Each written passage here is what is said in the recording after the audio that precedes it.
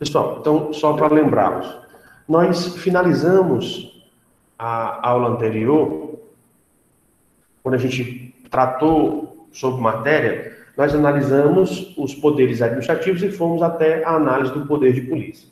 Nessa análise do poder de polícia, o que foi interessante, né, é que percebemos que o poder de polícia ele está ligado a uma função executiva do Estado. Que função executiva é essa? Em que o Estado, ele, dentre as suas atribuições, principalmente do poder executivo ou das funções executivas, é fiscalizar a atividade do particular, ou fiscalizar a atividade da iniciativa privada. Por quê? Nós sabemos que, dentro da administração pública, quem trabalha dentro da administração pública só pode fazer aquilo que é autorizado por lei. Ao passo que quem trabalha fora da administração pública, ou seja, na iniciativa privada, existe uma outra mentalidade, ou existe um outro regramento jurídico. Qual é?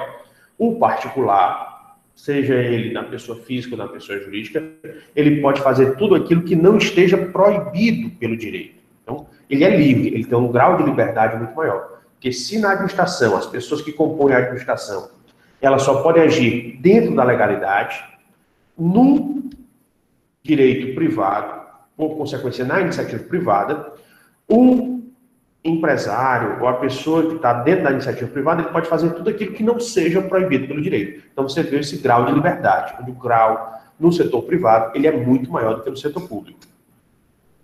Mas, em compensação, o que acontece?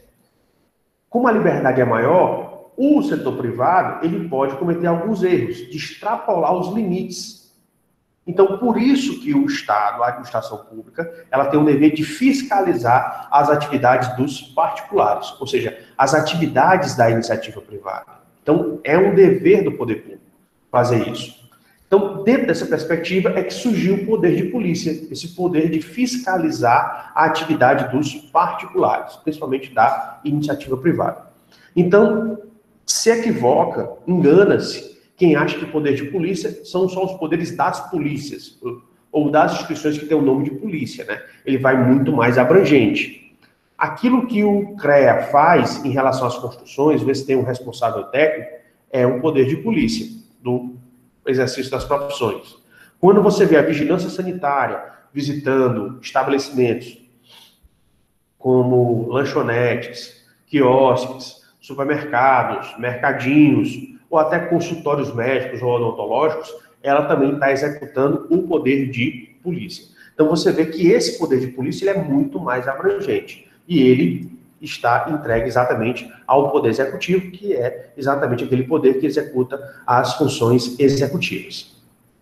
Então, diante desse estudo dos poderes, nós sugerimos a vocês alguns exercícios. Então, infelizmente, como agora a gente não tem tanto tempo para trabalhar esses exercícios, né, porque por questões administrativas e até por conta das perguntas que foram feitas durante as aulas, a gente diminuiu um pouquinho o nosso tempo aqui de resolver esses exercícios. Mas o que é que eu vou fazer com vocês? O que é que eu queria combinar com vocês? Eu vou colocar esses exercícios aqui para que vocês resolvam, né? Eu vou colocar eles de forma bem direta para dizer o que é que vocês precisam efetivamente estudar.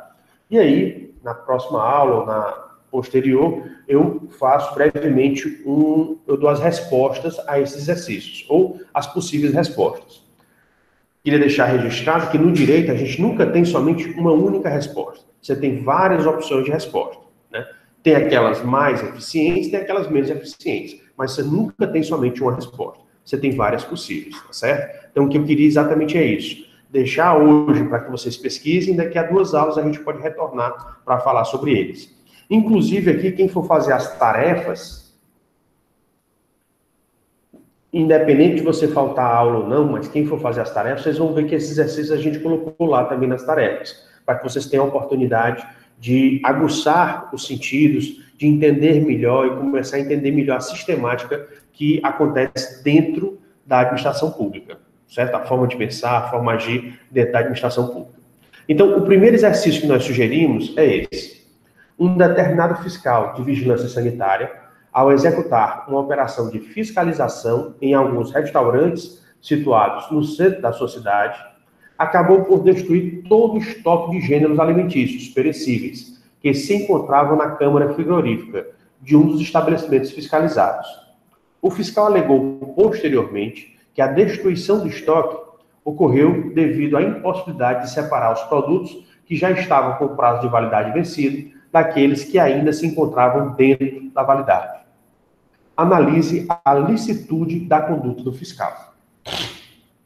Então, perceba, primeiro de tudo, esse fiscal da vigilância sanitária, ele pode chegar nesses restaurantes e avaliar o estoque? Então, é o primeiro ponto que você tem que ver.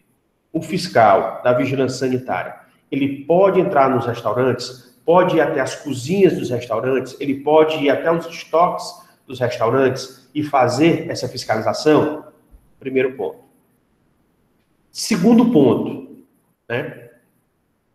Quando ele confere os estoques, se ele verificar alguma irregularidade, o que é que ele pode fazer enquanto fiscal? Então, o segundo ponto é esse. O que é que esse fiscal da vigilância sanitária, quando ele encontra alguma irregularidade, o que é que ele pode fazer? Então, você vai pensar efetivamente quais são as possibilidades que ele pode fazer. Por quê? Em cima dessa resposta, de você analisar o que ele pode fazer e o que ele não pode, ou seja, a limitação ao exercício da atividade desse fiscal, você vai perceber se ele pode ou não destruir os alimentos. E perceba que ele destruiu os alimentos, mas ele não destruiu somente os alimentos que estavam vencidos. Ele destruiu os alimentos que estavam vencidos e aqueles que não estavam vencidos. Então, veja aí que existe uma possibilidade, eu não estou dizendo que existiu, eu estou dizendo que existe uma possibilidade que esse fiscal ele tenha extrapolado a sua autoridade. Por quê? Porque ele destruiu não só aqueles que já estavam vencidos, como também aqueles que estavam juntos. Por quê? Porque ele disse que como tanto os alimentos vencidos, como aqueles que ainda estavam para se vencer, a sua data de validade, eles estavam misturados. Então, como estavam misturados e você não tinha como separá-los para verificar se estavam em condições ou não, então por isso que ele decidiu fazer a incineração total. Então, perceba esses 3 pontos que eu coloquei para vocês. Então, a chave desse exercício é exatamente você avaliar cada um desses 3 pontos. E eu dei passo a passo. Né? Primeiro você resolve o primeiro, depois o segundo, depois o terceiro. E aí você vai analisar se a atividade desse fiscal ela foi correta ou errada. O que nós queremos é que você analise e perceba se a conduta do fiscal ela foi correta ou errada. Observação. Né? Eu já coloquei os 3 pontos e vou deixar uma observação para todos vocês. Você pode colocar se a conduta foi toda correta, ou se a conduta foi toda errada, ou estabelecer quais providências ele tomou foram corretas e quais providências o fiscal tomou que foram erradas. Então, você pode separar, foi essa parte aqui foi correta e essa parte foi errada. Você pode ter aí 3 tipos de resposta, né? Toda a conduta foi correta, toda a conduta foi errada, ou você dizer ou apontar quais condutas foram corretas e quais condutas foram erradas. Entendido? Alguma dúvida a esse respeito? Não? Então, vamos para o próximo exercício, tá certo? Então, vamos lá. O segundo exercício, nós propusemos o seguinte. Nós temos 3 municípios, os municípios X, Y e Z. Necessitando estabelecer uma efetiva fiscalização sanitária das atividades desenvolvidas por particulares em uma feira de produtos agrícolas, realizadas na interseção territorial dos referidos entes, resolveram celebrar um consórcio público com a criação de uma associação pública. Então, perceba uma coisa. Por que é que você envolveu os 3 municípios? Você envolveu os 3 municípios porque precisava ser feita uma ação de fiscalização de uma feira de produtos agrícolas. Agora, essa feira de produtos agrícolas, ela não estava sediada somente em um município, ela estava sediada nos 3. Ah, professor, isso é possível? É, porque a feira ela pode começar em um determinado local e depois ela aumenta a sua proporção. E aí, nesse aumento da proporção, ela cresce e pode, no caso, chegar a outros demais territórios. Então, o que acontece? Aqui nós temos uma primeira situação. Essa feira de produtos agrícolas, ela pode ser fiscalizada? Pode. Ela pode ser fiscalizada. Por quê? Porque é dado exatamente a cada um desses municípios uma prerrogativa, né, dentro dos poderes administrativos é dada uma prerrogativa, então eles podem fazer a fiscalização. Mas os municípios, eles podem, qual é o limite que os municípios podem fazer a fiscalização? Então, aí seria o primeiro ponto. Até que ponto os municípios eles podem fazer a fiscalização? E aí você vai encontrar a resposta. Por conta desse problema é que foi colocada uma solução. Qual foi a solução que eles encontraram? Esses municípios, X, Y e Z, que eles se unissem e fizessem uma associação pública. Então, a resposta que eles viram àquele determinado problema foi que eles fizessem uma associação pública. Para quê? Porque essa associação pública é feita exatamente para fazer essa fiscalização. Porque essa associação, na visão deles, essa associação feita por eles vai servir para os 3 fazerem a fiscalização em toda a região da feira. Não somente no pátio, mas fazer a fiscalização em toda a região da feira. E aqui vem um segundo ponto que vocês precisam analisar nesse exercício. Segundo, esses municípios podem tomar essa medida de fazer uma fiscalização conjunta? Nesse ponto, se eles podem tomar essa medida para fazer a fiscalização conjunta, qual é a melhor forma? Ou seja, qual seria a pessoa jurídica que eles deveriam criar? A associação pública está correta ou deveria ser outra pessoa jurídica? Terceiro, uma vez criada, como é que seria os desafios dessa criação? Dessa pessoa jurídica para fazer essa fiscalização? E quarto, além de você fazer essa fiscalização, como é que pode ser essa fiscalização? Ela pode acontecer de qualquer maneira ou não pode acontecer de qualquer maneira? Então, você vai seguindo essas etapas. Para ajudar na solução, a gente ainda propôs exatamente esses questionamentos, né? A referida associação, de modo a atuar com eficiência no seu mistério, resolve delegar à empresa Alfa a instalação e operação do sistema de câmeras e monitoramento da entrada e saída dos produtos. Olha aí, ó. Os 3 municípios resolveram fazer uma pessoa jurídica, que é uma associação pública, para fazer a fiscalização dessa feira. Não contentes com essa associação que eles fizeram, porque eles achavam que ainda não tinha tanta eficiência, eles resolveram contratar uma empresa Alfa para instalar e operar sistemas de câmera de monitoramento da entrada e saída de produtos. Veja bem, a empresa Alfa, ela foi contratada para fazer tudo em nome da associação ou somente uma parte?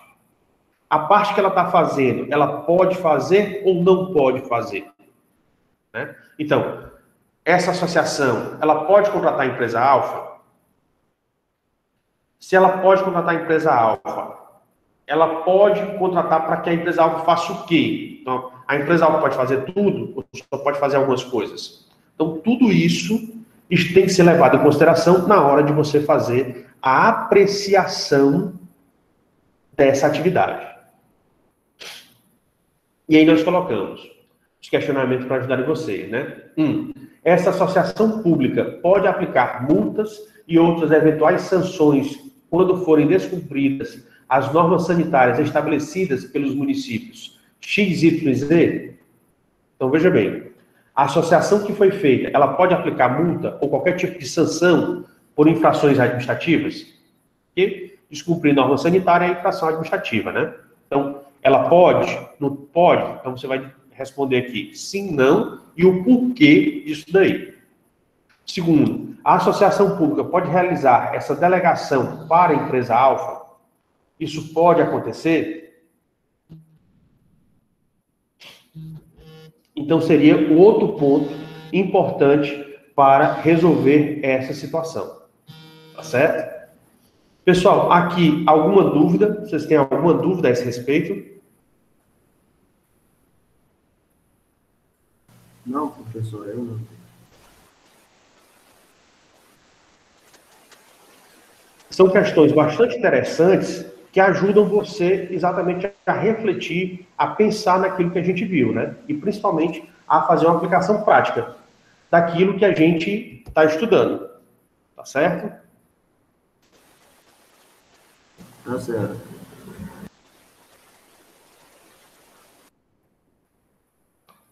O terceiro exercício que a gente aqui está propondo para vocês. Um fiscal municipal encontra alimentos embalados vencidos em um restaurante no centro de Redenção e expede uma multa, além de apreender os produtos vencidos. Olha aí, mais uma vez. Fiscal, você tem que saber, qualquer fiscal pode fazer isso? Ou somente os fiscais de um determinado setor? Então, a primeira situação é, qualquer fiscal pode exercer essa atividade que ele realizou? Ou somente fiscais de um órgão específico, de um setor específico, de um ente específico? E aí, quais são os limites dos fiscais que atuam nessa área? É você saber o que é que ele pode fazer.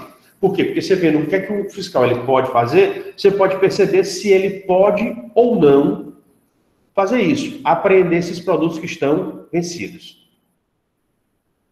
E aí o que acontece? Como o fiscal ele fez essa primeira visita, ele pode ficar com receio e pouco tempo depois volta lá? Pode. Porque se errou uma vez, pode errar de novo. Então, em nova visita, um mês depois, o mesmo fiscal observa a mesma situação e aplica um valor de multa superior à primeira, além de novamente realizar a apreensão dos itens vencidos.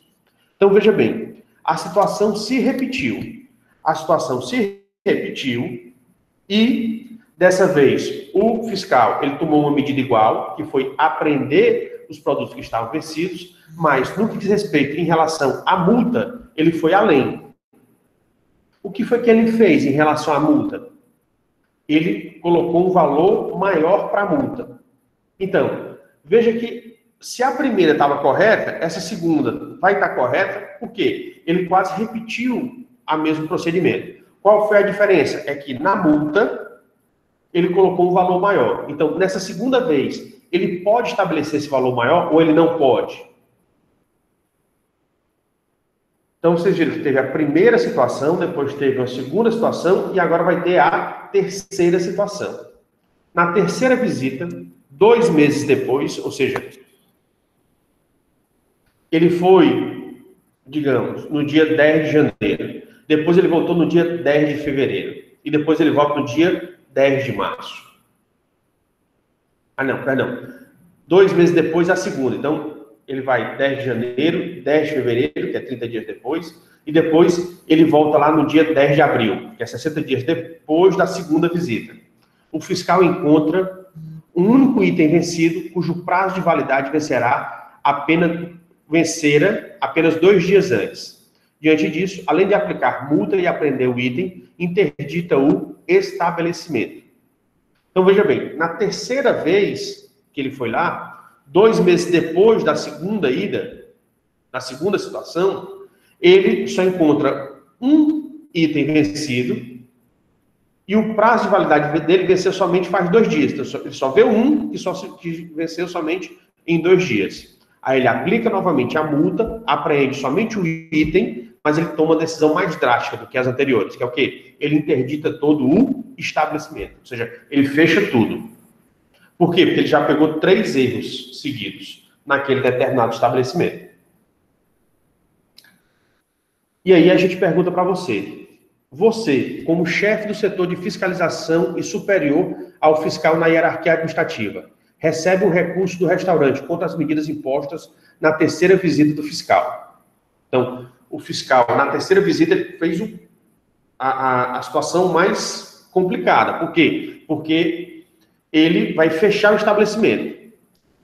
Então, como a pessoa que foi prejudicada, ou seja, que teve o seu estabelecimento fechado, ele tem todo o direito de recorrer. Por quê? Porque a todos é dado o direito de recurso. Nós estamos no país democrático.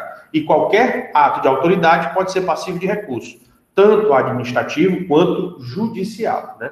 Nós já vimos aqui que o Brasil, ele se submete ao sistema inglês, ao sistema judicial, onde todos os atos da administração podem ser revistos judicialmente. Mas aqui a pessoa, ela entrou com recurso administrativo.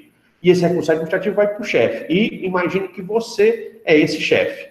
Então, você recebe esse recurso do restaurante e o dono do restaurante, ou o restaurante pessoa jurídica, ele começa a comentar que essa a penalidade, ou a sanção aplicada por essa terceira visita do fiscal teria extrapolado os limites.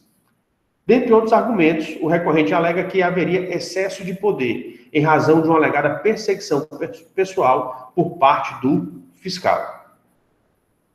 Então, aí ele também chama para o lado pessoal, né? Além de avaliar objetivamente a conduta do fiscal, ele coloca uma outra situação que é perseguição pessoal por parte do fiscal. E aí a gente pede, faça uma fundamentação e análise completa, em termos teóricos e tão concretos quanto possível, da juridicidade da conduta do fiscal, que incluam, mas não se restringam à apreciação desse argumento do recorrente. Então, veja que o que a gente está pedindo aqui é para você analisar as nuances, todos os aspectos da conduta do fiscal, não só esse, incluindo aquilo que foi alegado na defesa do restaurante, né, ou no recurso administrativo do restaurante. Mas vocês não vão se limitar somente a isso. Vocês vão ter que analisar a situação como um todo. Até aqui, alguma dúvida?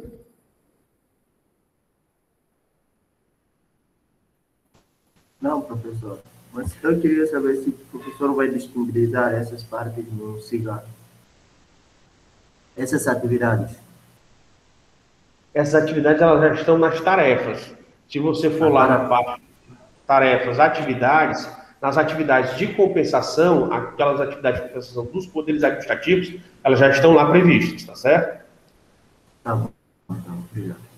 Ok, nada. Então, tudo bem? Vocês estão conseguindo compreender a exposição? Tranquilo? Sim. Então, o nosso objetivo, pessoal, vocês estão vendo que esses 3 exercícios, eles são bastante interessantes.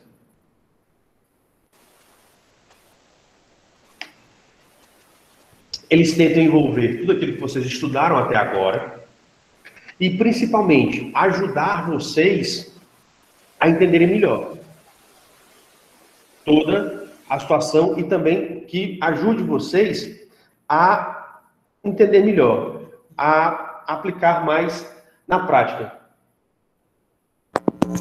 aquilo que vocês estão aprendendo agora em abstrato, tá certo? Então, esse é o objetivo que a gente deixou aqui para vocês, tá bom?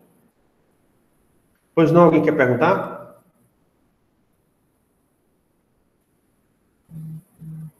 Não? Então vamos continuar aqui.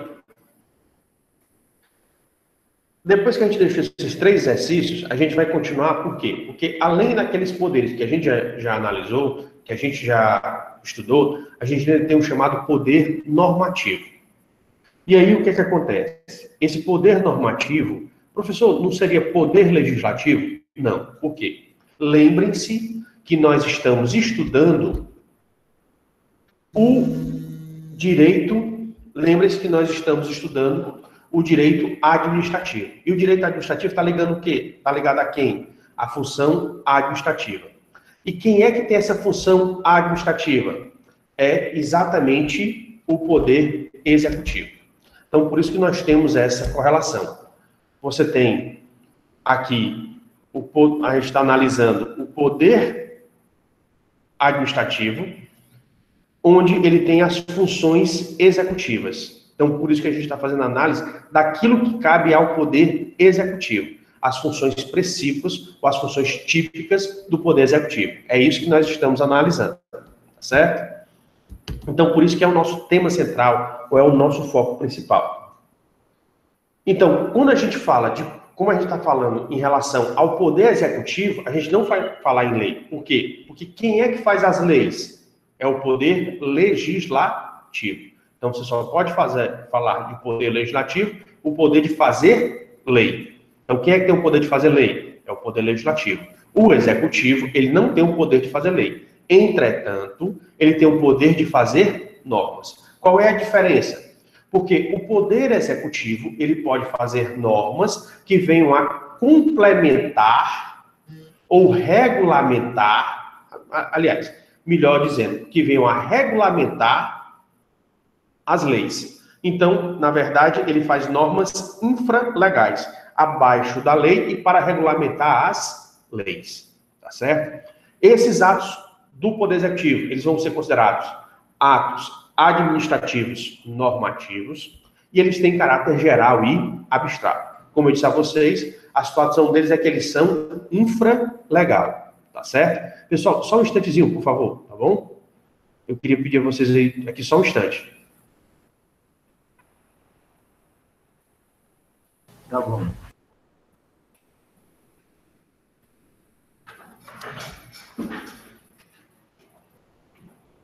Só um instante.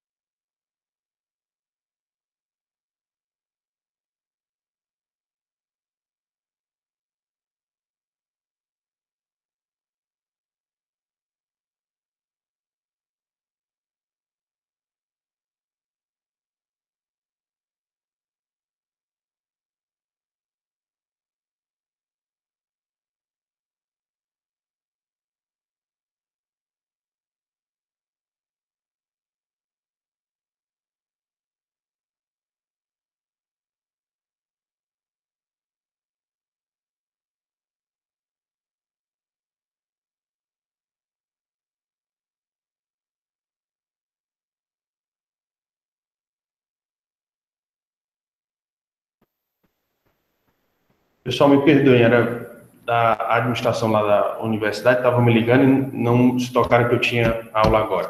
Então, vamos continuar aqui. Então, continuando a análise, o que eu quero deixar bem claro para vocês é, nós estamos analisando os poderes que o Poder Executivo possui. Então, dentre esses poderes que o Poder Executivo possui, ele também tem o poder de fazer normas. Mas as normas que ele vai fazer não são iguais às normas que o Poder Legislativo faz. Então, por isso que ao invés de você chamar de Poder Legislativo, você chama de Poder Normativo. E o que é que o Poder Executivo ele pode fazer nessas normas? Ele pode fazer atos administrativos normativos. Então, essas normas que ele faz, na verdade, vão ser atos administrativos, ou seja, vão ser atos oriundos da própria administração, ok? Nesses atos administrativos, nos atos administrativos, ele pode fazer qualquer coisa? Não. Lembrem-se que nós temos aquela pirâmide, né, do ordenamento jurídico. E na pirâmide do ordenamento jurídico nós temos o ápice, a Constituição Federal, onde ela estabelece todas as diretrizes. O primeiro tipo de norma que cumpre as determinações da Constituição são as leis, nas suas mais diferentes espécies, mas ela também não é capaz de pormenorizar tudo aquilo que foi definido na Constituição. Então, por isso que surgem esses atos administrativos normativos. Então, esses atos administrativos, como eles vão ajudar a complementar as leis, ou melhor dizendo, a regulamentar as leis, eles estão abaixo das leis. Então, por isso que eles são chamados de infralegais, abaixo da lei. E aí, qual é o poder prioritário deles? É regulamentar a aplicação daquelas leis no âmbito do poder executivo. Ou seja, ele vai dizer como o executivo vai dizer para os seus servidores como é que eles vão aplicar aquela determinada lei feita pelo poder legislativo. O primeiro ato administrativo e o mais importante de todos os atos administrativos normativos são exatamente os decretos. Onde os decretos eles vão ser os atos de regulamentação das normas por excelência, porque é o primeiro ato que é feito, tentando exatamente especificar e explicar como é que vai ser a aplicação daquela norma naquela determinada repartição pública, ou naquele determinado órgão público. Como o decreto ele é o mais importante, ele vai ser assinado pelo chefe. Quem é esse chefe? É o chefe do Poder Executivo. Então, os decretos, eles são baixados, eles são emitidos no governo federal, presidente da República, no governo estadual, o governador do estado, governo do Distrito Federal, governador do Distrito Federal, e nos municípios pelo prefeito municipal. Então, são eles que determinam e especificam, que fazem os decretos e determinam exatamente a sua aplicação. E aí você pode se perguntar, se a Constituição ela dá diretrizes gerais, as leis elas tentam dar uma certa aplicação, maior efetividade a essas normas constitucionais, mas mesmo assim ainda não consegue. Então, tem necessidade dos decretos. Além dos decretos, podem existir outros atos administrativos normativos, ajudando a especificar, ajudando a mostrar como essas leis podem ser aplicadas dentro da administração pública? Pode. Por isso que você vai ter, abaixo dos decretos, as chamadas resoluções, instruções normativas, editais e outros tipos de normas, tá certo? Isso daqui, para quem quiser posteriormente, eu indico que vocês estudem uma matéria chamada de técnica legislativa. E na técnica legislativa, vocês vão... A técnica legislativa ela não vai falar somente da elaboração das leis, mas também vai tratar da elaboração de todos os atos administrativos normativos. E aí vocês podem ter maior contato sobre esses vários tipos de atos e a aplicação de cada um desses atos administrativos normativos. Desde o decreto até o mais simples, que tratariam de questões individuais, de pessoas que estão dentro da administração ou que estão fora, que são exatamente as chamadas portarias. E aí, o que acontece? Esse poder normativo do Poder Executivo, ele poder criar esses decretos ou regulamentos, nós temos eles de 3 tipos, né? Você tem os decretos ou regulamentos de execução, você tem os decretos ou regulamentos de autorização e você tem os decretos ou regulamentos autônomos. Qual seria a diferença entre eles? Os decretos ou regulamentos de execução, eles foram estabelecidos exatamente para que o poder público, a administração pública, ela execute as leis. Então, por que eles são chamados de execução? Porque eles são feitos exatamente para possibilitar a execução da lei por parte da administração pública. Então, por isso que eles são chamados de execução. Decretos ou regulamentos de autorização, o nome está dizendo. Então, precisa ser realizada alguma atividade.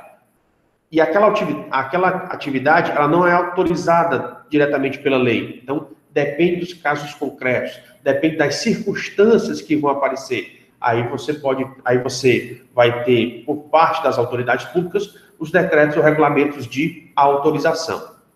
Só um exemplo aqui desses decretos ou regulamentos de autorização. Nós sabemos que nem todo nós sabemos que nem todos os particulares, ou nem todas as pessoas, elas cumprem com as suas obrigações da maneira correta. Nem todo mundo cumpre. Então, como nem todo mundo cumpre as suas obrigações de maneira correta, às vezes, o poder público ele tem que fazer algumas fiscalizações. E essas fiscalizações, elas têm que ser mais próximas do contribuinte. Então, você pode ter regimes especiais. Só que esse regime especial, existe a possibilidade na lei, mas como você não pode tratar todo mundo como sendo uma pessoa que vai descumprir a norma, então, somente quando você tiver subsídios, quando você tiver várias atitudes que um determinado comerciante fez, que ele está agindo errado, é que você determina um fiscal para fazer aquele acompanhamento mais de perto. Por exemplo, você sabe que um determinado comerciante ele não está pagando os impostos direito. Então, digamos que ele é um comerciante, ele está vendendo as mercadorias e ele não declara todas as mercadorias que ele vende. Então, digamos, ele tem 100 produtos, mas ele não declara a venda dos 100 produtos, ele declara somente 70 ou de 80, ele bota 30 ou 20 de fora. Isso é errado, é uma prática ilegal. O poder público, ele tem como verificar algumas coisas, mas se ele fraudar o estoque e fraudar a saída, você fica mais difícil. Então, o que é que o poder público pode fazer? Pode determinar que um fiscal, ele todo dia, em horários diferentes, vá ao determinado estabelecimento e faça a contagem dos estoques. Ele vai fazer isso com todo mundo? Não, mas ele vai fazer isso com aqueles que, infelizmente, estão demonstrando com ações reiteradas, repetidas várias e várias vezes, que ele está tentando fraudar o pagamento dos tributos. Tá certo? Então, por isso que você tem esses chamados decretos de autorização.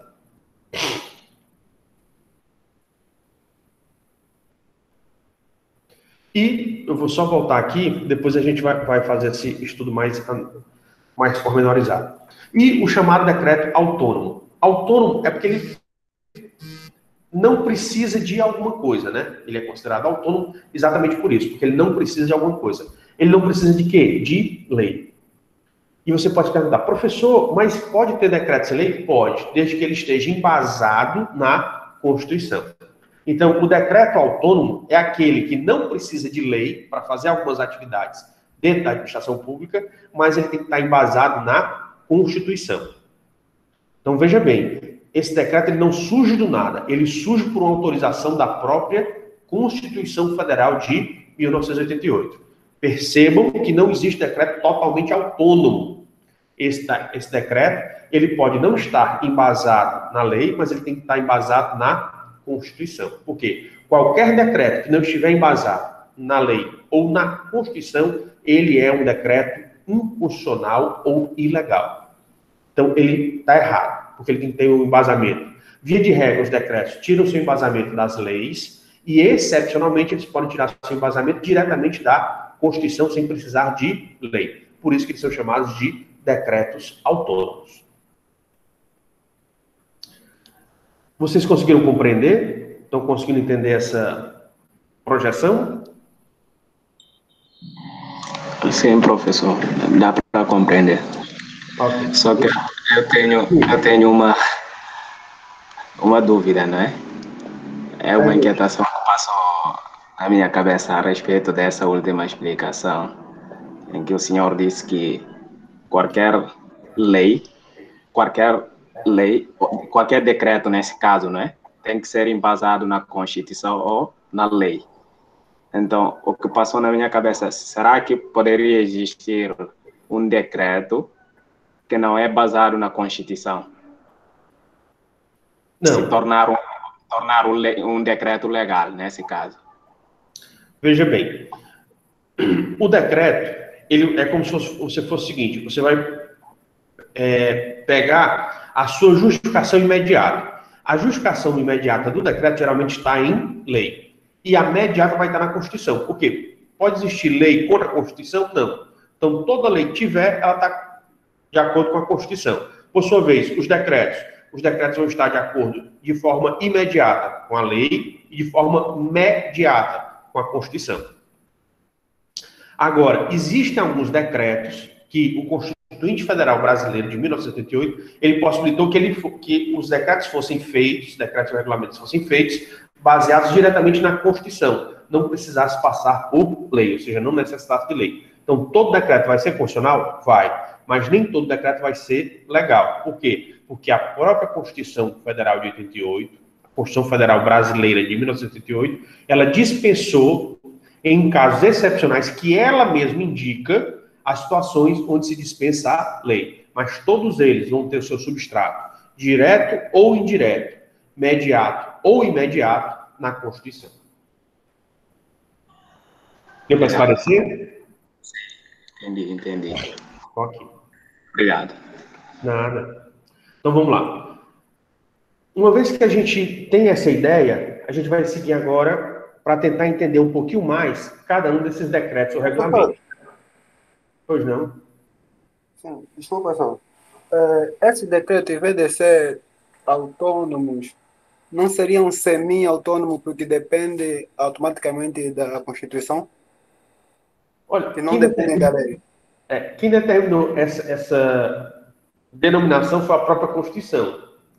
Entendeu? Então, por isso que a gente não discute se é semi-autônomo, autônomo. Foi uma situação que surgiu da Constituição e da própria doutrina.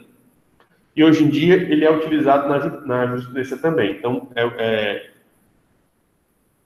é um termo que a gente não tem hoje em dia uma discussão sobre ele. Certo? E aí, essa linguagem, hoje em dia, ela já é uma linguagem técnica, porque sempre que você fala decreto autônomo, você sabe que situações o decreto ou regulamento autônomo se encaixa. Tá bom? Tá certo, professor, tá certo. Ok. Então, vamos lá. Então, Sim, professor. Pois não? Desculpe, pessoal, fazendo ligação já desse assunto com a fala inicial que o colega perguntou sobre o vídeo do deputado, no qual ele fala que aquilo é um decreto, não é uma lei. Como é que o professor classifica isso? Um decreto, mas isso não serve como uma lei? Eu não entendi o que você falou. Como Ele está perguntando, professor. Ele está perguntando como o professor classifica um decreto separado da lei. Ele quer entender a diferença de um decreto e uma lei, mais ou menos isso. Certo. A diferença do decreto para a lei primeira diferença. A lei, ela vai aplicar diretamente aquilo que foi determinado pela Constituição. O decreto, via de regra, ele vai aplicar aquilo que está na lei. Então, você vê o substrato de validade. A validade das leis estão na Constituição. A validade dos decretos, em regra, estão nas leis. Primeiro. Segundo, a lei, a visão dela sempre é geral, ou seja, aplicar para todo o povo. Já nos decretos, quando são feitos os decretos e os regulamentos administrativos, eles são feitos, mas não para todo mundo. Eles são voltados principalmente para a administração pública, porque é como se o chefe estivesse dizendo para os subordinados como é que aquela lei vai ser aplicada dentro da administração pública. Então, ele não está se voltando para todo mundo. Exemplo, Código Nacional de Trânsito. O Código Nacional de Trânsito é uma lei chamada Lei Nacional. Ele é voltado para o governo federal, para os governos estaduais, para os governos municipais e para o governo do Distrito Federal. Por exemplo, os motoristas do governo federal têm que obedecer a quê? Ao Código Nacional de Trânsito. Os motoristas dos governos estaduais obedecem ao Código Nacional de Trânsito. Os motoristas dos governos municipais obedecem ao Código Nacional de Trânsito. Os motoristas do governo distrital obedecem ao Código Nacional de Trânsito. Os motoristas privados, cidadão, obedecem ao Código Nacional de Trânsito. Os motoristas das empresas, das associações, de todo tipo de pessoas jurídicas da iniciativa privada ou do setor privado, obedecem ao Código Nacional de Trânsito. Então, todos, sem exceção, obedecem ao Código Nacional de Trânsito. Agora, quem é que faz fiscalização? Somente o setor público. O setor privado não faz fiscalização de trânsito. Então, naquela parte referente à fiscalização, vão ter os decretos dizendo, onde o Código Nacional de Trânsito diz, governo federal, você, na parte de fiscalização e na parte de aprimoramento do trânsito, as suas atribuições são essas.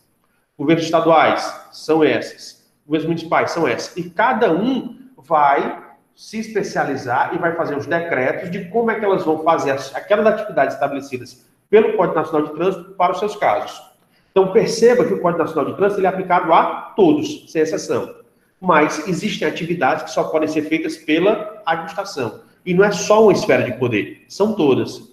Existem atividades que são feitas pelo governo federal, outras pelos governos estaduais, outras pelos governos municipais e as do Distrito Federal. Então, cada um deles vai regulamentar no seu âmbito de atuação, ou seja, dentro das suas atividades, o que é que eles podem e o que não podem fazer. Então, por isso que você tem essas diferenças básicas dos decretos para as leis. Fora, procedimento de elaboração é diferente. A lei tem um procedimento estabelecido dentro da Constituição Federal Brasileira. Já os atos normativos é dentro das legislações de cada um dos entes políticos, porque cada um deles vem dizendo como é que eles vão fazer seus decretos, seus regulamentos, suas instruções normativas e assim por diante, certo? Aí você pode ter as outras situações. Procedimentos de elaboração, autoridades competentes para elaborar e para assinar, vigência, eficácia. Então, você vai ter as suas distinções específicas. Conseguiu compreender essa distinção?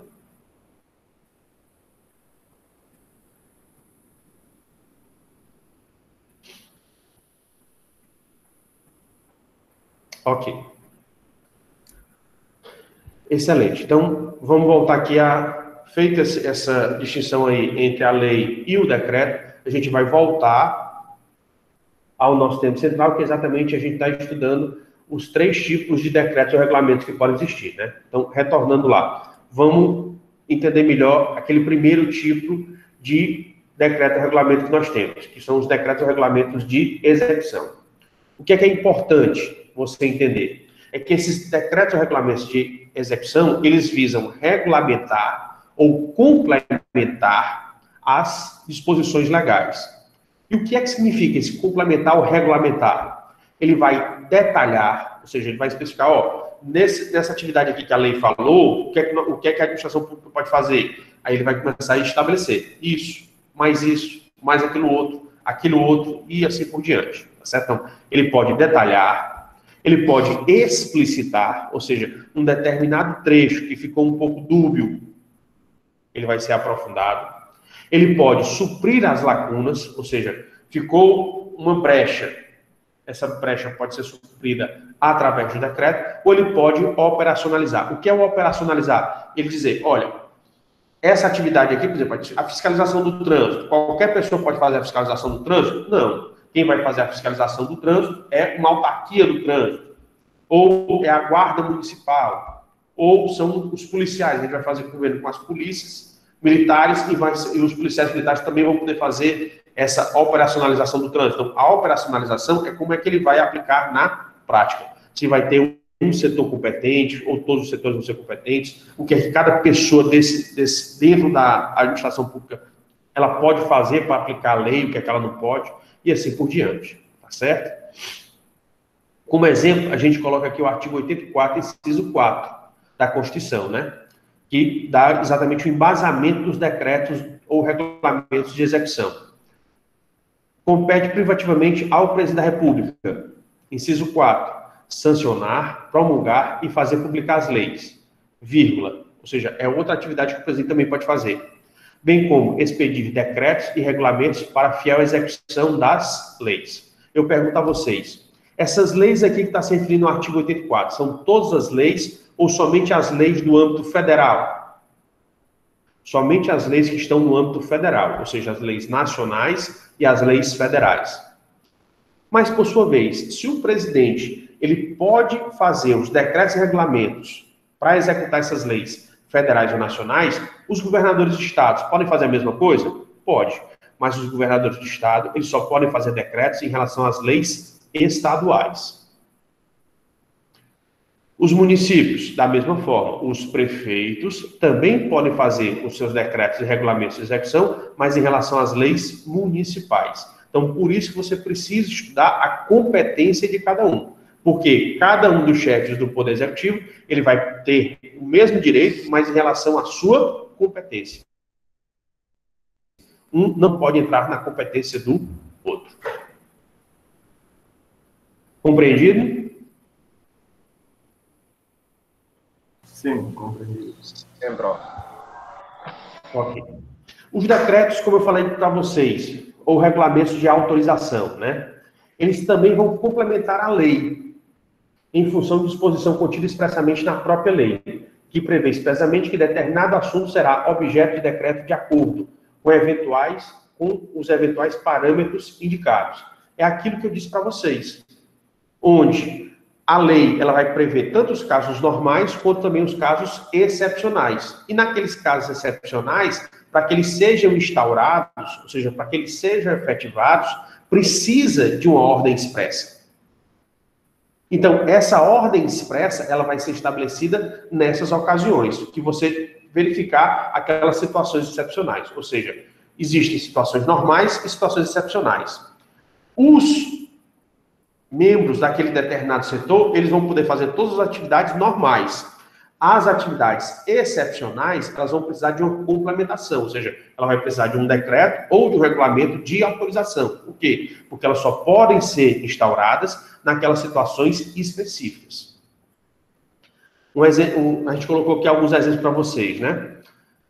Uma situação hipotética. O Poder Executivo regulamentará a presente lei no prazo de 60 dias. Então, quer dizer que, uma vez que a lei entra em vigência, o Poder Executivo responsável ela tem 60 dias para fazer os decretos e regulamentos. Outro. O Poder Executivo, através de decreto, regulamentará a organização e o funcionamento do órgão tal. Cria-se o órgão, mas tem que colocar ele em funcionamento. A mera lei, ela não é suficiente. Você tem que gerar mais regulamentos. Ou seja, você tem que descrever o que cada pessoa dentro daquele órgão ele vai fazer. Então, por isso que você vai fazer um decreto de autorização, onde você vai exatamente dar condições de que aquilo que foi estabelecido na lei, ele seja efetivado na prática.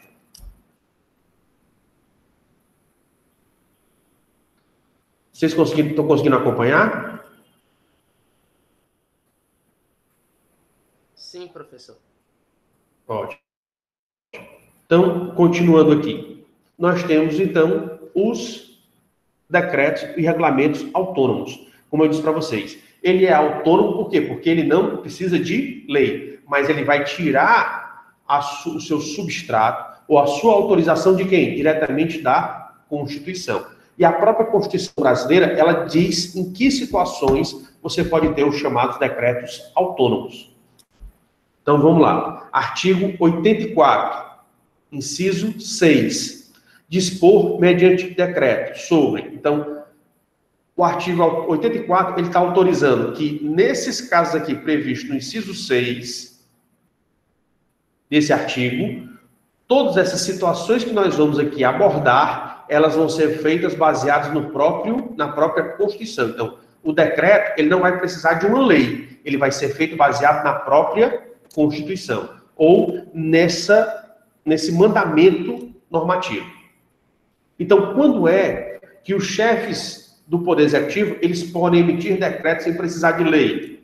Primeira situação, organizar o funcionamento da administração federal quando não implicar aumento de despesas, nem criação ou extinção de órgãos públicos. Olha aí, é a primeira situação, né?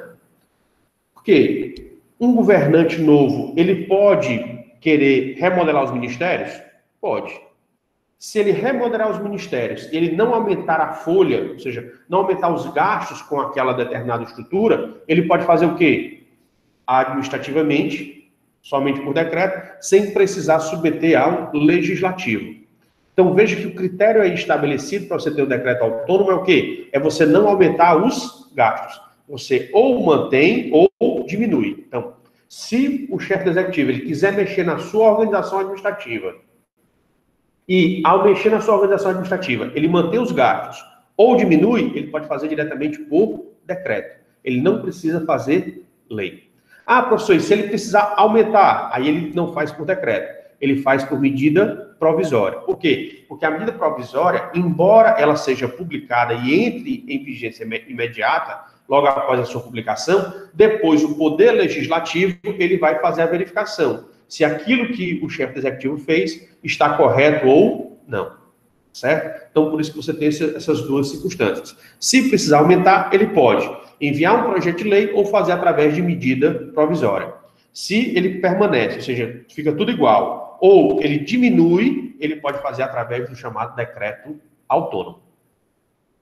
A outra situação que nós temos, extinção de funções ou cargos públicos, quando já vagos, ou seja, digamos que você tem 1.000 cargos em comissão, só que desses 1.000 cargos em comissão, você tem 200 preenchidos, 800 preenchidos e 200 estão vagos.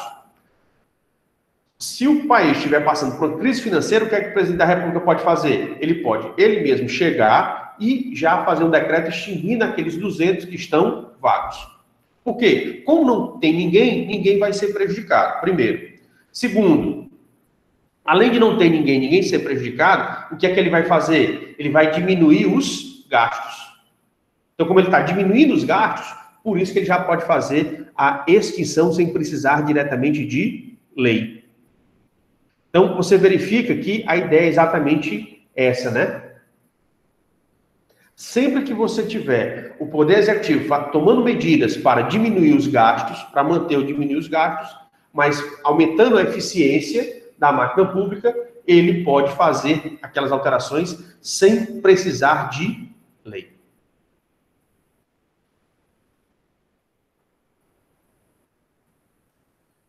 Ok? Vocês estão conseguindo acompanhar? Sim. Ok. Então vamos lá. Não é baseado nesses decretos ou regulamentos, né? Então, aquilo que está fora desses decretos ou regulamentos autônomos, os atos legislativos feitos pelo Poder Executivo, no caso, as medidas provisórias, é como eu disse para vocês. A medida provisória é um ato administrativo normativo, mas que tem força de lei. Ah, professor, por que ela é tratada como lei? Porque a própria Constituição, ela estabelece esse tratamento no artigo 62. Então, a medida provisória, ela não é decreto autônomo, ela é medida provisória, ou seja, é um outro tipo de norma, que não pode ser confundido com decreto autônomo. Os atos políticos também não são decretos autônomos. Eles são outros tipos de espécies normativas, que não podem ser confundidos com decretos autônomos. Que atos políticos são esses? São os decretos de intervenção ou de estado de sítio, estado de defesa. Então, decreto de intervenção federal, decreto de estado de sítio e decreto de estado de defesa, eles são atos políticos. Eles não são decretos autônomos, eles não se confundem. Então, veja bem, esses 4 tipos de normas, eles não podem ser considerados decretos autônomos. Por quê? Porque a sua natureza é diferente, é diferenciada. Então, você não pode confundir medidas provisórias, decretos que estabelecem intervenção federal, ou decreto que estabeleça o estado de defesa ou o estado de sítio. E esse poder regulamentar, o executivo, ele sempre vai fazer de maneira correta, ou às vezes ele pode extrapolar. Ele pode extrapolar. Então, nem tudo que o ser humano faz é correto. Às vezes o ser humano, ele realiza atividades irregulares, ou atividades erradas. Quando o ser humano fizer atividades erradas, ele precisa ser corrigido. Ah, mas como é que a gente vai corrigir? A correção dessas atividades erradas do executivo, ele pode vir através do legislativo ou do judiciário. No caso, o abuso do poder regulamentar, como é o legislativo que trata das normas por excelência, né, o poder por excelência que trata das normas daquele determinado estado, então, quando o executivo ele extrapolar o seu poder regulamentar, quem é que vai intervir no executivo para barrar aquele abuso que foi cometido? É exatamente o poder legislativo. Isso daí está baseado no artigo 49 da Constituição Federal Brasileira, que estabelece: é da competência exclusiva do Congresso Nacional. Então, só quem pode agir no abuso de poder regulamentar é o Congresso Nacional. Por quê? Porque a competência ela é exclusiva. Ou seja, exclusiva é porque só foi entregue a ele. Não pode ser de outro ente político, tá certo? Ou de outro poder. Sustar os atos normativos do Poder Executivo que exorbitem do poder regulamentar ou dos limites de delegação legislativa. Então, qualquer abuso de poder regulamentar, de poder normativo, feito pelo Poder Executivo, só quem pode rever é o poder legislativo, porque é o poder legislativo que pode sustar esses atos normativos do poder executivo.